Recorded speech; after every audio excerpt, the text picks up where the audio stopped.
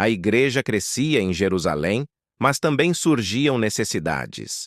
As viúvas precisavam de cuidado, e os apóstolos reconheceram que não podiam fazer tudo sozinhos. Então, escolheram 7 homens de boa reputação para ajudá-los. Entre eles estava Estevão, homem cheio de fé e do Espírito Santo. Estevão se destacava pela sua devoção e sabedoria. Ele pregava com ousadia e realizava grandes milagres em nome de Jesus. Sua fé era tão forte que muitos eram tocados por suas palavras e ações. No entanto, nem todos recebiam bem a sua mensagem. Alguns líderes religiosos, movidos pela inveja e pelo medo de perder sua influência, começaram a se opor a Estevão. Esses opositores não conseguiam resistir à sabedoria que vinha de Deus através de Estevão. Frustrados por não poderem vencê-lo em debates, decidiram usar de meios desonestos. Levantaram falsas acusações contra ele e o arrastaram diante do Sinédrio, o tribunal religioso dos judeus. Mas mesmo diante dessa injustiça, Estevão permaneceu sereno. Seu rosto brilhava como o de um anjo, refletindo a paz e a graça divinas. Diante do concílio, Estevão não se intimidou. Aproveitou a oportunidade para fazer um discurso poderoso. Começou relembrando a história de Israel, desde Abraão até os profetas.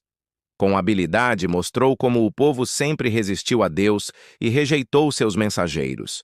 Estevão não poupou palavras ao acusar os líderes presentes de serem duros de coração, assim como seus antepassados.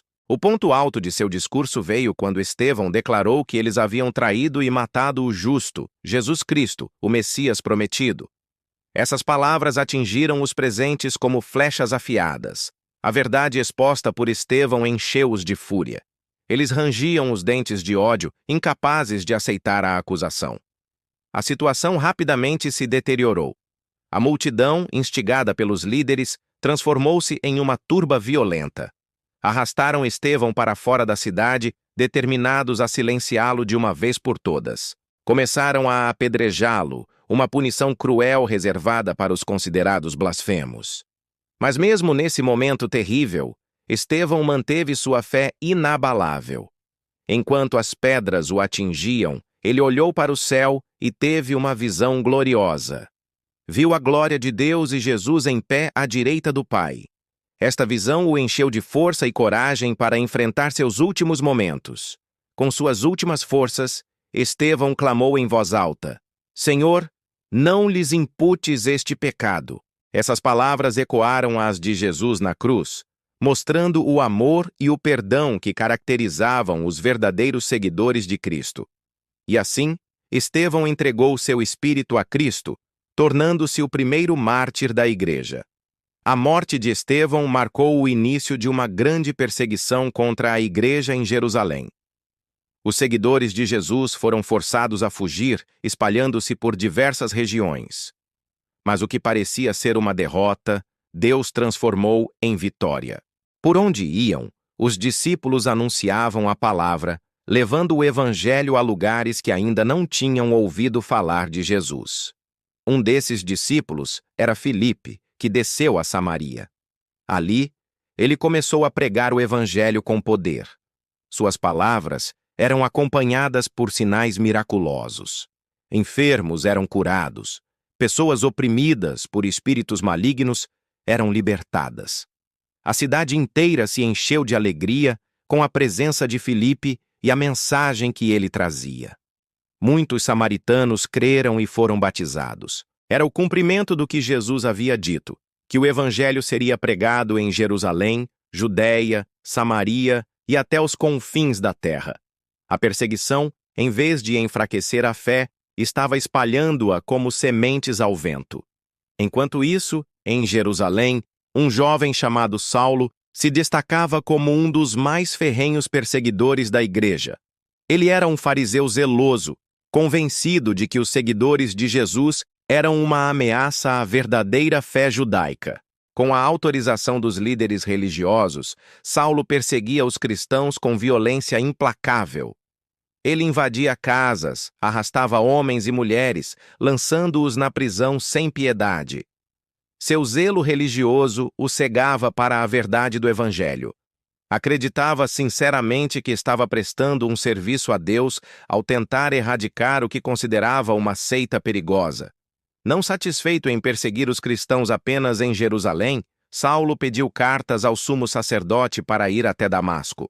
Seu objetivo era prender os seguidores de Jesus que ali estivessem e trazê-los acorrentados para Jerusalém. Partiu cheio de determinação, sem imaginar que sua vida estava prestes a mudar radicalmente. No caminho para Damasco, algo extraordinário aconteceu. Quando Saulo e seus companheiros se aproximavam da cidade, de repente, uma luz poderosa e brilhante resplandeceu ao seu redor. Era mais forte que o sol do meio-dia. Saulo caiu por terra, atordoado pela intensidade da luz. Então ele ouviu uma voz que dizia: Saulo, Saulo, por que me persegues? Assustado e confuso, Saulo perguntou: Quem és, Senhor? A voz respondeu com palavras que mudariam para sempre o curso de sua vida. Eu sou Jesus, a quem tu persegues. Naquele momento, Saulo percebeu que estava face a face com o próprio Jesus ressuscitado. Toda a sua vida, todas as suas convicções, foram abaladas por esse encontro sobrenatural. O perseguidor implacável dos cristãos estava agora prostrado diante daquele que ele tanto combatia. Quando Saulo se levantou, descobriu que estava cego. A luz gloriosa havia ofuscado sua visão física. Seus companheiros, que ouviram a voz mas não viram ninguém, o guiaram pela mão até Damasco. Por 3 dias, Saulo permaneceu sem enxergar, sem comer ou beber, absorvendo o impacto daquele encontro com Jesus. Em Damasco, havia um discípulo chamado Ananias. O Senhor falou com ele em uma visão, instruindo-o a ir até Saulo e impor as mãos sobre ele para que recuperasse a visão. Ananias hesitou, pois conhecia a reputação de Saulo como perseguidor dos cristãos. Mas o Senhor o tranquilizou, revelando que havia escolhido Saulo como um instrumento para levar o evangelho aos gentios e aos reis. Obedecendo à ordem divina, Ananias foi até Saulo, impôs as mãos sobre ele e disse: Irmão Saulo, o Senhor Jesus, que te apareceu no caminho, enviou-me para que recuperes a vista e fiques cheio do Espírito Santo.